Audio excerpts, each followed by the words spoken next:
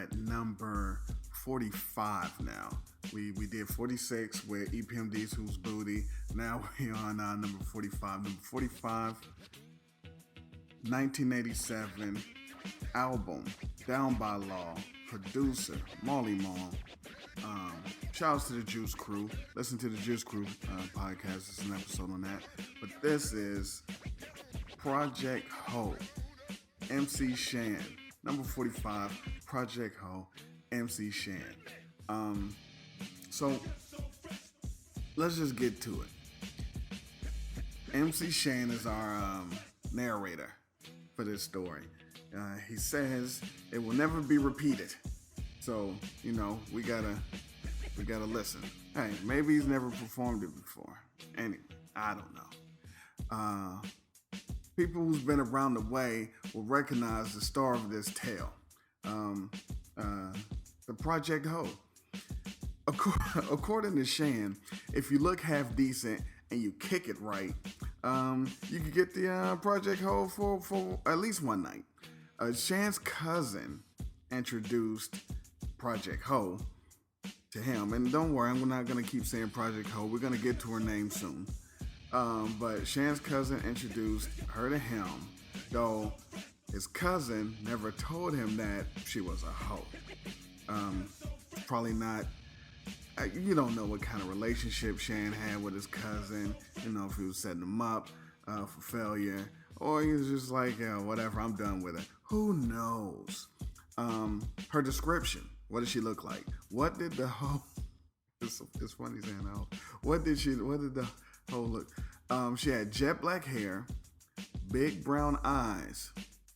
That's not really much to go on. But he also, and for people that would think that this era, this age, or even MC Shan was misogynist or just some kind of offbeat cat, he also added she seemed to be smart conversation-wise.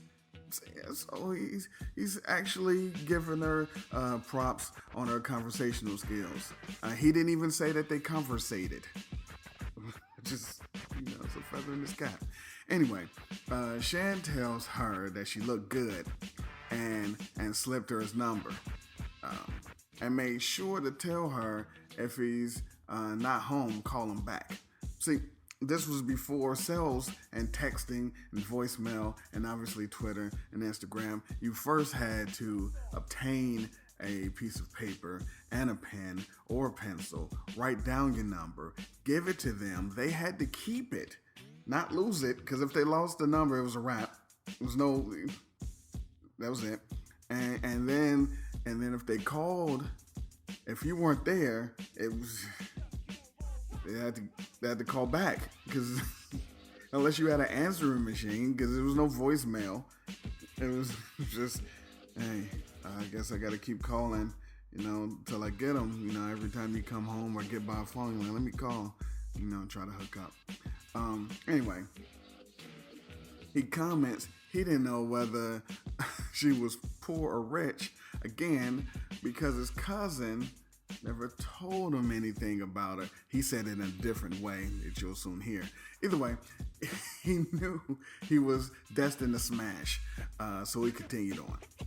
Now, later, he's uncovered stories about her, but the way that she looked, he didn't believe it. He couldn't believe it. People saying it's not, and he's like looking at her like, nah, not her.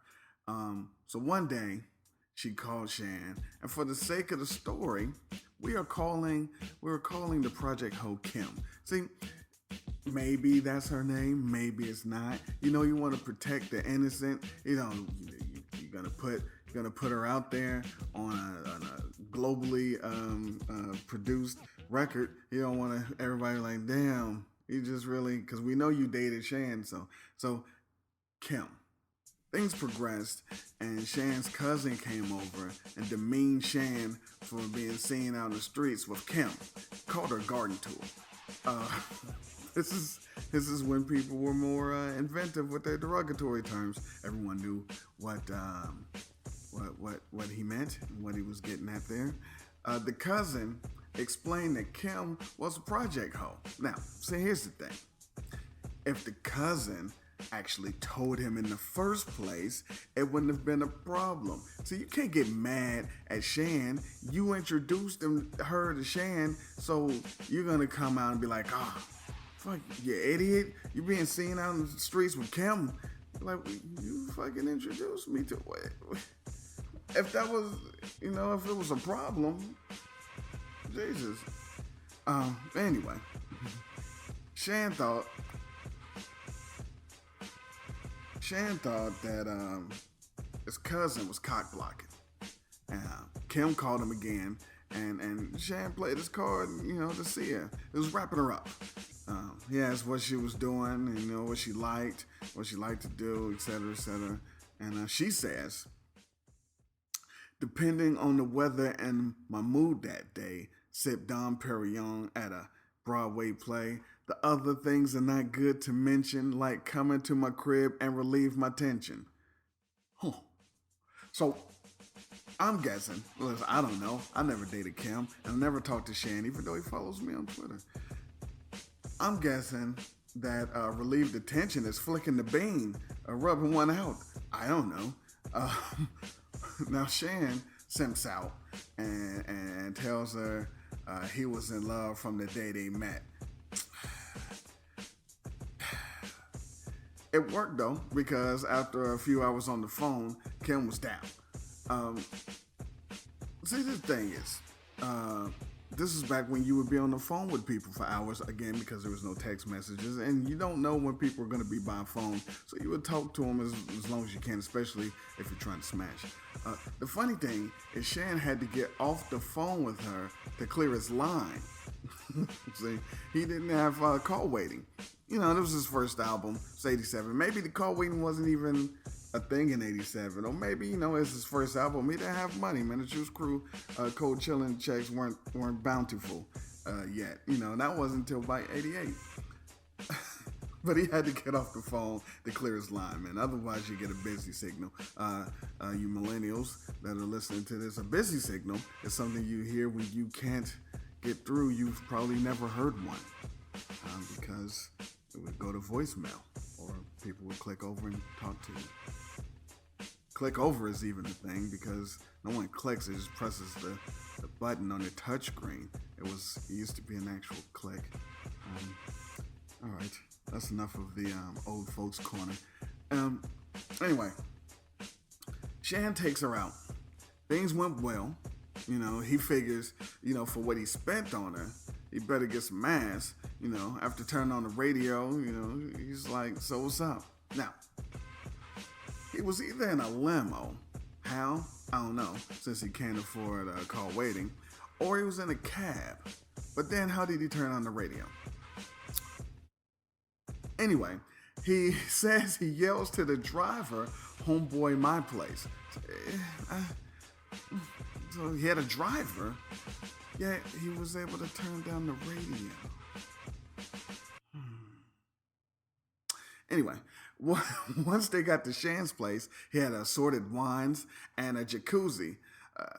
Damn fancy, Again, assorted wines and a jacuzzi, no call waiting. Smart though, get her boozed up, undressed, smart. To remind you that she was a hoe. Shan says, believe it or not, Kim's words were, show me to the room with the king-size bed. Now, what if he only had a queen? Or a fool? Hey, listen, I guess she assumed you guys assorted wines, shouts to Boone's Farm, and a jacuzzi, you probably have a king-size bed. But she said, show me to the room with the king-size bed. Shan feeling good, smashed her into submission, but after she left, he started to itch. Like immediately. Like how powerful. How powerful. Like after she left, it's just like, yo. Anyway, Shan immediately going to the doctor. Because, people were responsible back then, especially if you're itching minutes later after the woman leaves. But the doctor says, You can't cure it with soup or laying in your bed. You're lucky that you came to see me early, my man, because I guess that you know that you got it, Shan.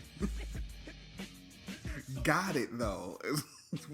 Was it? Listen, back there, I don't need to tell you what it is. You just know you got it. Son, fuck, you got it.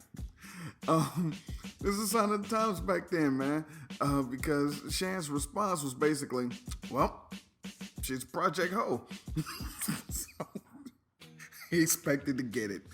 It was never defined what it was. But since the doctor says that, hey man, you're lucky you got in here early because you got it. I'm assuming it was taken care of. So, just so you know, be careful with the Project Garden tools, and that is 1987's Project Hope by MC Shan, Down by Laws, the album. Shouts to the Juice Crew. We'll be back. I'll be back for the next joint. Where we at? Number 44 be the next joint. Sooner than later. In the meantime, listen to all the other shows if you need to get caught up. Got a ton of shows, all classic hip hop shows. In between time, hip hop.